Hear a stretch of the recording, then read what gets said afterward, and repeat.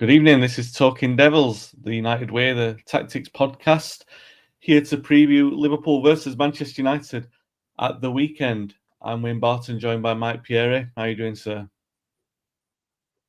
I'm good, Wayne. I'm good. You? Yep, not bad. Can't complain. Apologies to anyone who watched the podcast on Monday morning. I had a bit of a problem with Wi-Fi connection. Might have that tonight. Hopefully not. Probably a little bit of a lag, but we will try and get through it the best way that we can. It's only two of us, so there's not going to be great interruptions tonight. Tony is otherwise, he's I'm going to say he's otherwise disposed. He's currently gallivanting around the West End, so I knew, fair enough. Looks like he's having a great time. Went to see Wicked. Where's he tonight? Did he say? Is it Matilda? Yeah, or something Matilda. like Yeah, he's watching Matilda. Yeah. Yeah, nice for some. We'll be talking about Liverpool tonight. If you're watching live, I've put a link up on talkingdevils.com now for people to pre-order my book, Manchester United After Munich, which comes out in a couple of weeks. It comes out November 6th, 3 weeks actually. Should be an event coming in the Volley in Old Street in London. So I'll put some information when I've got it confirmed up there. But yeah, they're signed and personalized copies only for a very, very short period of time only. That's not me trying to make it sound more exclusive than it is. I'm going away in November, so there's going to be one little period of time where you can get it before Christmas, and this is it. So get stuck into that lot. It's on the website, and I'll put in the links in the descriptions as well. For anyone who's interested, that's a book about United after Munich. Funnily enough, it goes from 58 all the way to 68, but it's really the period it focuses on is 58 to 63. There's loads of never heard interviews in there from survivors of the crash, from other players around the time. There's one of the most incredible interviews I've never heard before from Harry Gregg, and a lot of this is from Tom Tyrrell's archive. So, and people who've listened to the Manchester United podcast, the one that I did last year, they include Scanlon and Blanche Flower and Bill Folks. Those interviews are included in full in the book, and this Gregg interview is just, it floored me. It's so emotional, really powerful stuff, as you can imagine with Harry. And all that's available in the book. It's and it's a story I've always wanted to write. It really focuses on the players who came in after the crash. I'm not trying to sell the book really to talk about tactics, but just because it's on the website and I put it up now, I want to divert a few people there if you get the time after watching and listening to this. All right, Mike, Liverpool, Manchester United. Over the years, I was doing a little bit of digging into the history of this game in the Premier League. Don't want to go too far back. I mean, in the 80s, we had a really good record there. I don't know if I think we might have either lost just one or won more than we lost. Certainly won more than we lost, and may have even not been beaten in the 80s at Anfield, or maybe just one defeat. So really good record. Or I should say, under Atkinson, we had a really good record at Anfield. That's what I should say. And you look at the Premier League era. I'll ask you quickly. I know this isn't tactics, but this is a history of Liverpool versus Manchester United. When would you say the first clean sheet is that we had at Anfield in the Premier League? John O'Shea game? Was that a clean sheet, John O'Shea? Very good. It was. It's very good guess though, because some people would say the 90s, but it's not. It's not that game. It's a couple of years earlier. Rooney scored 04-05. Oh, okay. Yeah. But 04-05, Rooney scores 1-0, scores in front of the Kop 1-0. 05. That's right. Yeah. 6, Keane and O'Shea 1-0. 07-08, Tevez 1-0. The 4 games that we so we never had a clean sheet there. Then we got 4 in a row. Oh wow, great stat. And yeah, we've had a couple.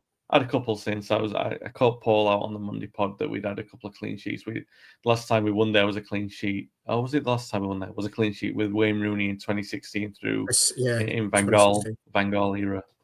So yeah, clean sheets are rare. United's tactical brilliance at Anfield even rarer. We've had a couple of clean sheets there. If you remember, Mourinho parking the bus a couple of times, unapologetically so, and then his last game, didn't park the bus, but parked a couple of big names on the bench and was out of his job 24 hours later. Happy times. A lot of people sort of suggesting this might be the end for Amorim if it goes very badly. I don't see it. I will say that. But then I would say that if he gets 7-0 like Erik ten Hag did, he's got no credit in the bank and he probably will be out of a job in the midweek. And stranger things have happened. United are a funny old team in terms of like beating rivals. We don't tend to rub the salt in the wounds, but we've had it happen to us a lot, certainly from Liverpool. They've absolutely demolished us on a couple of occasions. Having said that, 2 draws in a row at Anfield, really good performances as well. You could argue that we deserve to win both games. One under Erik ten Hag, one under Amorim, of course, last season. And that was the main basis of everyone's justification for praising Amorim or having faith in him, was this idea that he's performing well in big games away from home and deserving to win. So before we actually talking through the bones of what we expect, that's probably what we're looking at this time around. This is where Amorim... So this is his wheelhouse, so you would expect us to do well. I mean, it'd be a damning sign for him if we don't do well, because obviously we're coming off the back of the City defeat away from home as well. If we show further regression in the areas where he was actually good, that's not a good sign for him. No, I think you're right. I mean, he's built this sort of if there is a reputation he has built is against the so-called big six, the bigger teams. Although our record this year is running beating Chelsea, and obviously we've lost against Arsenal, lost against City. But I think last year at Anfield was probably Amorim's best performance. And yeah, on the back of that, he's now got the strike force that he wanted, I guess, or better strike force. He's had more time to work the system and the tactics that he wanted. He's got a defense that I guess is his, insofar as there are few injuries there, and it's midfield that's always, and I think we're going to go and talk about it in a bit about that's where the match is going to be won or lost. But yeah, I'm always quite optimistic, but I'm going into this game with a bit of trepidation. I normally do that against Liverpool.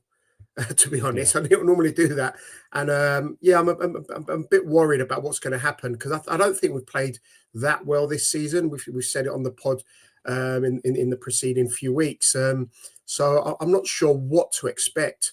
If he comes out and the team plays like it did last year, win, lose or draw, then it does give hope for the rest of the season. But I'm not so sure. I'm not sure where we're at. It's a tough one. Yeah, I'm with you on that. The midfield's going to be the key for me. I know we've talked on this podcast repeatedly about Kobe Mainoo, and really it's not about him, but it's about what we expect and how we expect that to go. Liverpool will pack the midfield. That's every team in the league does it, but Liverpool will do it because they've got a lot of quality in there, and certainly against. But this is the thing, right? Because we didn't. If you look at the game where we played against City, we probably didn't give it away in midfield, really. It was just lacking in quality in other areas of the pitch. I mean, it didn't help. And if you I forgot the word I was going to use there, but if you highlight your own weaknesses, then they'll exacerbate your own weaknesses. Then you're making it easy for the opposition. And that's a big criticism of Amorim so far. And really, not really Amorim per se, but this is the risk that you run whenever you change a manager. Your favourites are never going to automatically be the ones who are kept on. There'll always be a change of system. It'll always be jarring to some extent, and you're always going to see players be given longer chances than you would have liked, and a couple of those will be in the side again on Sunday, no matter if that's in defence or midfield, at least a couple of them. And then you're left with that same argument, aren't you? Like that player's got a stay of execution. Why isn't the manager seeing through them? It's because you're having such a high turnover of managers, and they're giving players a clean slate, and you've got to prepare for that every time you have a managerial change. This is what I was saying. This is why at some point you do have to back them back a manager through the difficult windows, like two difficult windows. Like we never had that with Ole. It's probably one window he needed to get over the line. We didn't have it with Mourinho. He probably needed.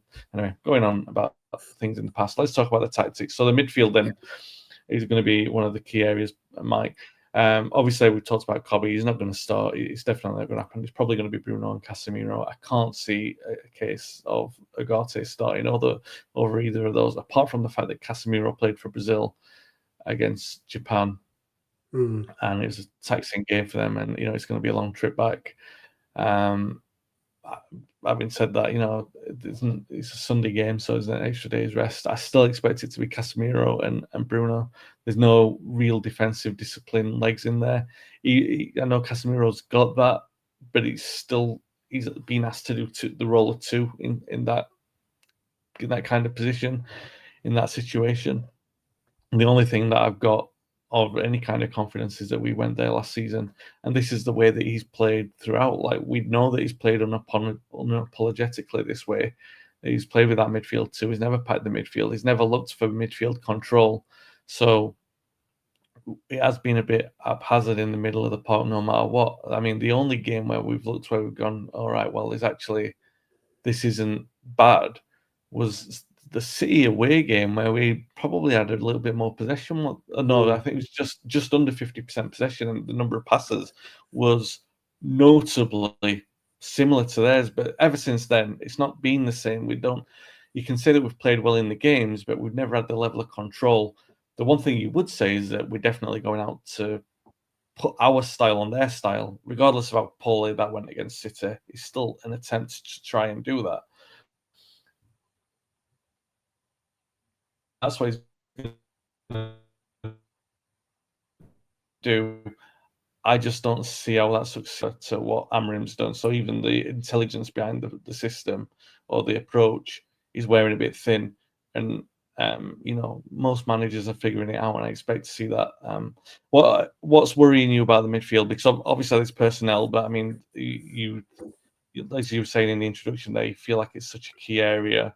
You'd expect, I mean, I think if there's one ray of hope, and again, I've been thinking about it in anticipation of obviously coming on the pod and talking with you, is that in the last game, the role Mason Mount played, and how he was able to knit the midfield with the attack. He was always that extra person to pass to, or to or the second person to help with the press.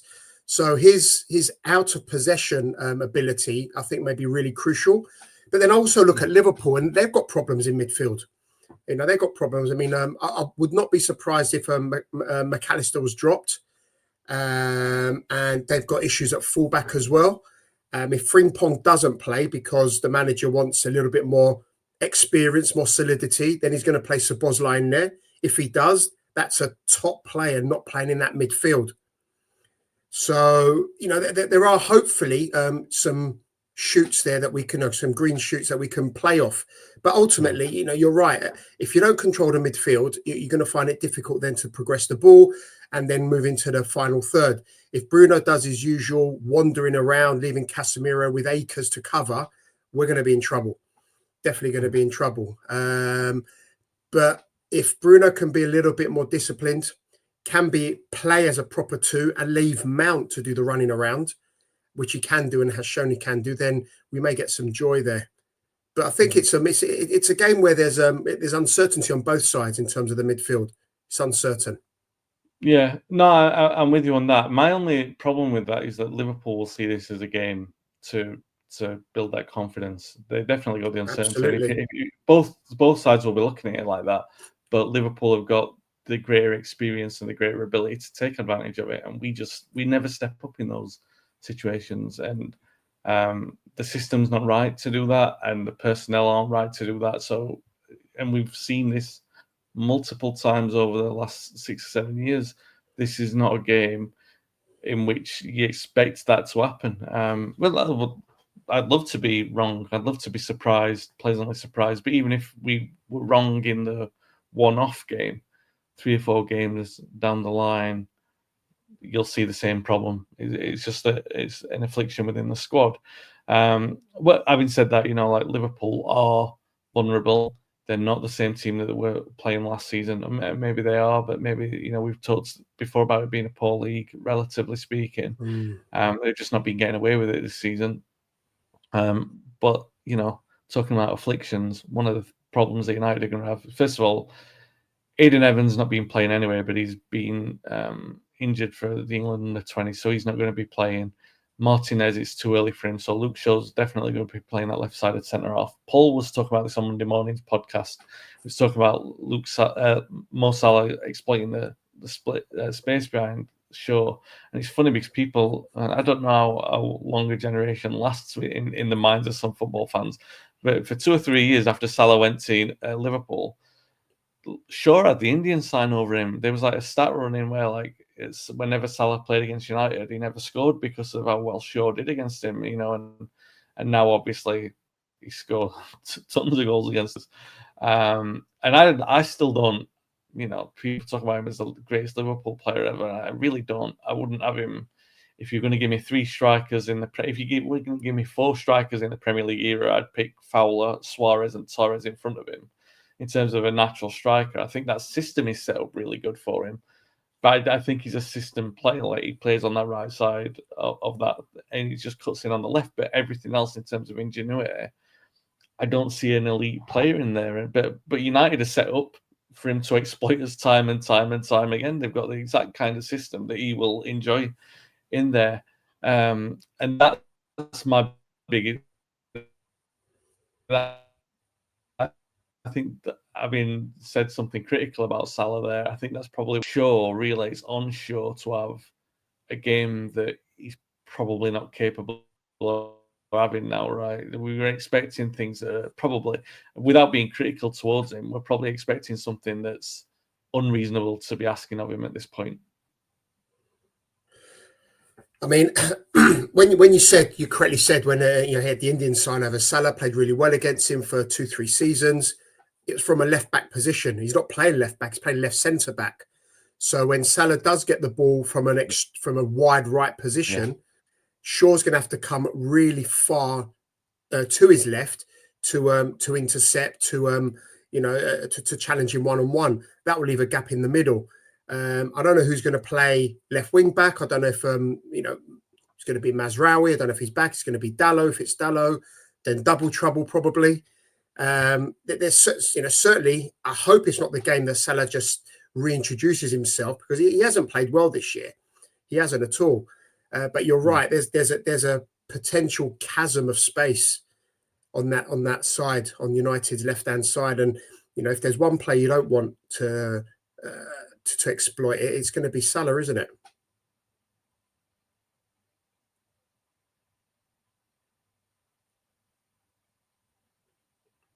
Ooh. Finally, then, this week, so we don't have Tony with us, but we'll talk about the goalkeeping situation. So, Senna Lemons played against Sunderland. Reasonably good debut. Not a lot of him. Really good save late on.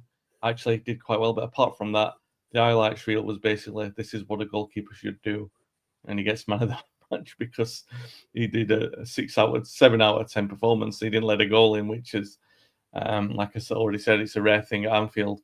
It's what you want a goalkeeper to do, but because of the way that we've experienced goalkeepers over the last 2 or 3 years, the basics are there. Nonetheless, he made a bit of a Amram. He made a bit of a rod for his own back here, in that he made the selection an issue. Well, some might say that he was doing that from day one. And as soon as the season started, we didn't bring a goalkeeper in. And the fact that we've had a lot of big games in a short space of time, Arsenal, City, Chelsea, Liverpool, they are big games to be bringing players into. And whenever you make a change, it's going to be big news. It still feels like, he's got to pick the goalkeeper now. He can't not pick him for Sunday's game. It's going to have to be Lomans again. And I'm not that bothered about it. It's just I don't have any lack of confidence in his ability to do well. It's just, if an error that happens, which can happen to any goalkeeper, if you're damaging his goal, you're damaging the confidence of the goalkeeper by the timing in which you're putting him in. Because the goalkeeping position is really, really hard to get right when it's a younger player in particular. So I wouldn't say it's too big a call, but it's still a bold enough call that it's worth discussing, right? Because it's a major diversion. It's the first big game in which we'll be playing him. How confident are you, Mike? Are you more confident with him in goal than you would have been if it's going to be Bayandia? Oh, 100%. 100%. I mean, Liverpool, they're not necessarily a big team in terms of they don't put crosses in for headers and things like that. They tend to play around the box, and Salah will cut in and take a shot. Ekitike, if he's going to start, or Isaac's going to start. They're not a team that are going to hurt you from set pieces. However, we're not very good at defending set pieces, and then you've got Van Dijk, who is excellent at set pieces. So, if we were facing, say, Arsenal with a new goalkeeper or a young goalkeeper, a newly bedded in goalkeeper, I'd be far more worried. But I'd still rather have an unknown quantity than a known weak quantity in Bayandia. So I'm far happier that Lamens is playing. I'm delighted that Bayandia isn't playing. So I'm just hoping that he has a good game. If he's just solid, does the right things, does the basics, that's all we want. Is he going to make mistakes? Of course he is. He's young, and we do concede chances, do concede situations. Teams will shoot against us. They are going to score against us, but he's already shown in just that one game that he appears to have a presence. He's got a mouth. He'll use it, and he can jump up and catch the ball. and that's and for me that's like, wow, where has this been for the last couple of years? He's right though. He's right. It's the standards that are on the floor at the moment for as well as far as our expectations for goalkeepers are concerned, at least. But I mean, they're definitely higher going into the game.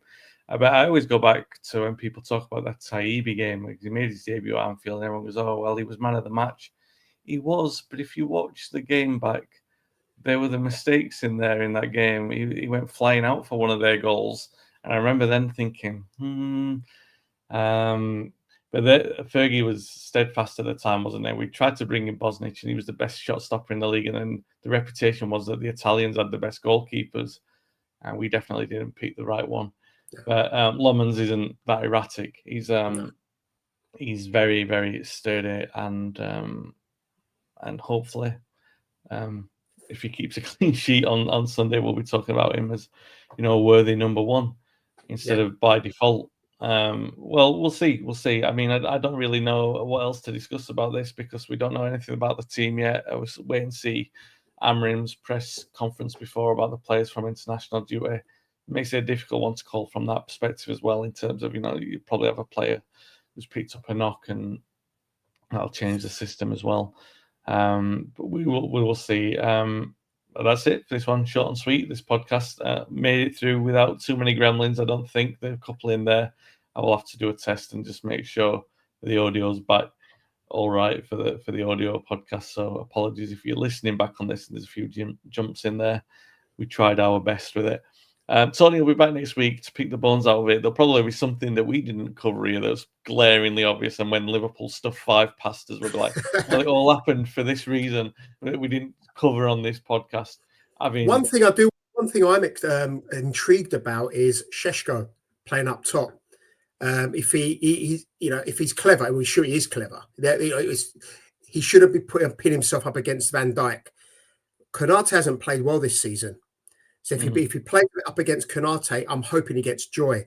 If Konate gets dropped, Gomez is going to come in. I'd fancy Šeško against Konate and against Gomez. So that'd be something I'd be interested to look at as well at the weekend. Yeah, I mean, he'll play the same way. You'd hope Cunha is going to play, and then Mbeumo add joy in those kind of areas, behind the defenders when Sesko's been flicking them on. So there's something there. And I probably agree with you that Van Dijk's more vulnerable against an Mbeumo than he would be against a Šeško. Like traditional forward, he could probably handle him a little bit better. That all depends on the way that that Amrim lines up, and if he's clever enough to notice that. And this is the danger that you have when you change a manager. You have familiarities. Ollie was quite good at good. Didn't always work. We had some tactical disasters against Liverpool as well. But generally speaking, man on man, Ollie did a good job, and let's not reminisce over the holidays because they weren't all sunshine and rainbows either. No. But let's hope that next week it is all sunshine and rainbows. If it is, I'll get some nice little screen decals for it to go along with our tactical decompressions. Yeah, that's it for this week, guys. If you've enjoyed the pod, if you can give it a like and subscribe, if you can review on the platform you're listening on, would really appreciate it. Mike and myself will be back with Tony, unless he's doing more theatre reviews. If he's got caught by the bug, he might just stay down in London in the West End. What do the theatre reviewers have? Cravats and stuff like that. You just find him around the West End. I don't know. Everyone can wear a cravat. I'm not judging against the cravats of the world, you know. Cravatism. You do you. Yeah. Yeah, you wouldn't have thought that would be the on the subject of clothes wearing. Not that I'm definitely not one to judge, but it'd be nice to see Amarin wearing a suit for a big game. I've not seen that. I mean, by the way, I hate that generally. I hate doing that because it's like every manager at United has either had the personality thing or it's like, oh, they've been sat down for too long, or they're wearing this or they're wearing that. I just think, he's not wore a suit yet. Wear a suit for a big game. You know what I mean? It gives it's all about the impression that you leave. Is that like Paul always says about Luke Shaw? He always wears his socks down. Apart from when he's playing well, whenever he seems to be playing well, he has his socks up, which is an odd thing to notice. But Paul's a professional, and he is. We're just commenting. I am just commenting on cravats and suits, and hopefully the cravatted, suited Ruben Amorim and the cravatted, suited Tony. I don't know what retro shirt he'll rock up in next week, but I'm rambling. Time to go. Thanks for listening. Thanks for watching, and we'll be back next week.